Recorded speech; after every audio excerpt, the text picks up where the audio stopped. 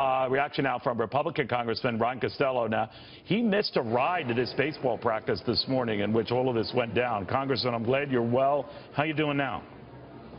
Well, my sense of relief comes about through knowing that Steve, the two security detail, and the two staffers we're getting good reports that they're going to be okay, and that's the most important thing, that they're okay and that their families know they're going to be okay.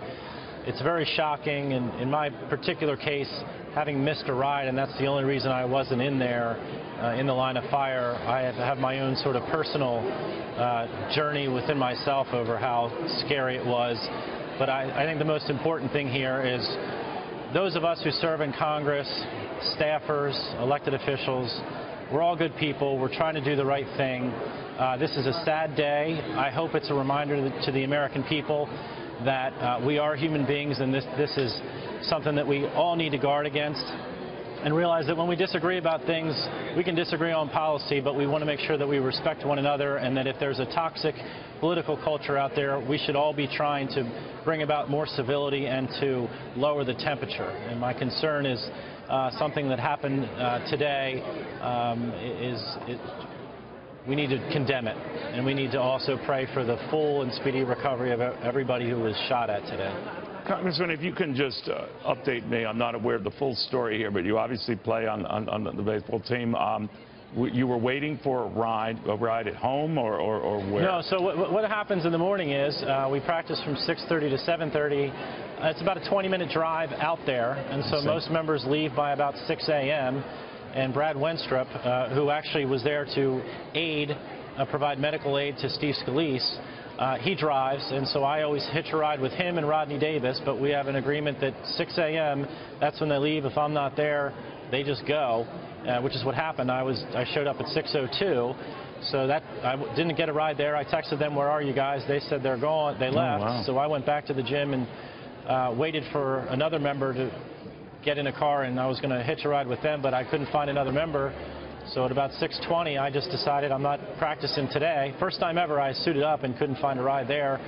So I went back to my office, and by about 7 a.m., and then I heard on the television by about 7:45 news reports of this happening, and the more I learn about it, the more I realize that I dodged a bullet in a very literal sense.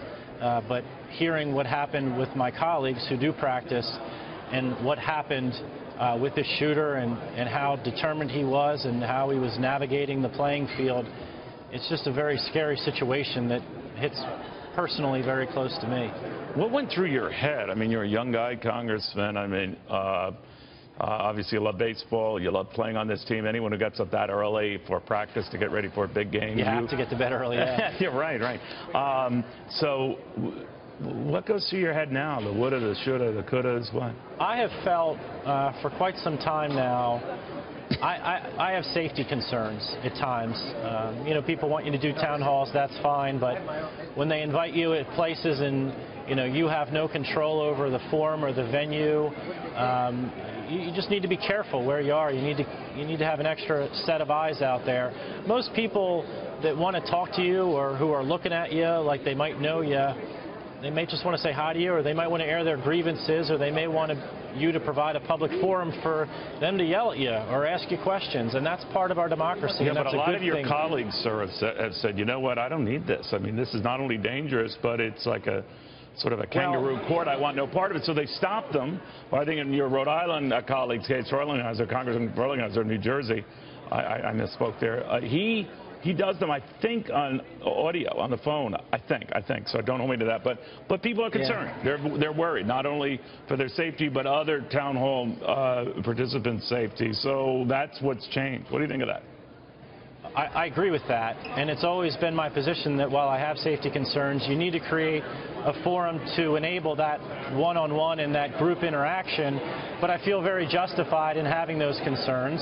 My wife feels very justified in me having those concerns. I think members of Congress have always felt that way, and I think the public should just be aware that, you know, we're human beings. We have wives and children and parents, and we just want to make sure that when we are engaged in this sort of dialogue, that we're doing it in a way that has some safeguards in place so that it's done responsibly. Do you think that the tone changes beyond today, Congressman? We heard Paul Ryan and Nancy Pelosi saying very nice things about each other, about the institution they represent from different political perspectives.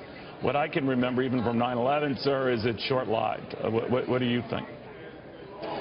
Well, I'm one of those members that always tries to bring about civility, and if somebody attacks me, I always try and find common ground and not take it in another direction. I think every elected official has opportunities every single day when the temperature is hot to lower the temperature or to make it hotter. And I think, look, Republicans and Democrats disagree on any number of different things, and that's okay, and we have a democracy, and the First Amendment thankfully ensures that we're going to continue to have debate and disagreement. I think it's important that the American public realizes that that doesn't make us bad people.